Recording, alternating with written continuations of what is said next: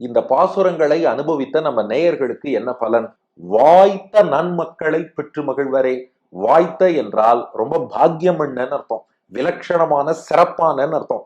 வாய்த்த நன்மக்களை, இதுல வாய்த்த சிறந்தங்கிறது எதை குறிக்கிறதுனா ரொம்ப பாக்கியம் பண்ணவான்னு அர்த்தமா.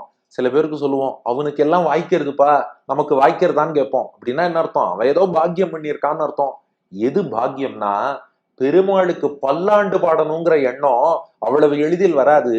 யார் ஒருத்தருக்கு நான் நன்னா இருக்கணும்னு பெருமாள்கிட்ட கேட்கறத விட பெருமாள் நன்னா இருக்கணும்னு அவரை வாழ்த்தணும்னு தோன்றதோ அவர்தான் வாய்த்தவர், அவர்தான் ரொம்ப பாக்கியம் பண்ணவா. அப்போ இந்த 10 பாசுரங்களை சொல்றவாளுக்கு எப்படிப்பட்ட குழந்தைகள் பிறக்கும்னா, வாய்த்த பாக்கியசாலிகளான குழந்தைகள்.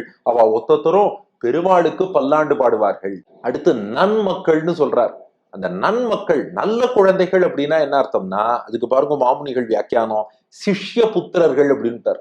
அதாவது அவ பிள்ளைகளா மட்டும் இருக்க மாட்டாளாம், சிஷ்யர்களாக பெற்றோர்களை ஆச்சாரியனாக கருதி அவ சொல்லக்கூடிய நல்ல விஷயங்களை சிஷ்யனா இருந்து கேட்டுப்பாளாம். கேட்டுண்டு நீ இந்த மாதிரி பக்தியில ஈடுபடணும்னு சொன்னா ஆச்சாரியன் அனுகிரகம் அப்படியே செய்கிறேன்னு சொன்ன பேச்சை கேட்டு நடப்பாளாம். அப்போ வாய்த்த பெருமாளுக்கே பல்லாண்டு பாடக்கூடிய பாக்கியம் பெற்றவர்களாக நன்மக்களை, சிஷ்யன் போல் சொன்னதை கேட்கக்கூடியவர்களாகவும் இருக்கக்கூடிய மக்களை பெற்று, அப்படிப்பட்ட மக்களை பெறுவார்கள், பிள்ளைகளை பெறுவார்கள். மாமுனிகளை இன்னொரு அர்த்தமும் காமிச்சுட்டார். அப்படி குழந்தைகள் அப்படி அமையலைன்னா சிஷ்யர்கள் அப்படி அமைவார்கள். அப்ப நல்ல சிஷ்யால் கிடைப்பா. இந்த பாசுரங்களை சேவிக்கிறவாளுக்கு பிள்ளைகளும் நல்ல மங்களாசாசனம் பண்ணி சொன்ன பேச்ச கேட்கிறவாளா இருப்பா. அவர்களுக்கு கிடைக்கக்கூடிய சிஷ்யர்களும் பெருமாளுக்கு பல்லாண்டு பாடிட்டு ஆச்சாரியன் சொன்ன பேச்ச கேட்கக்கூடிய சிஷ்யர்களாக இருப்பார்கள். அப்ப அடுத்தடுத்து வரக்கூடிய தலைமுறையினர் வாய்த்த நன்மக்களாக இருந்து இன்னும் நன்னா பெருமாளுக்கு பல்லாண்டு பாடுவா, பெற்று மகிழ்வரே.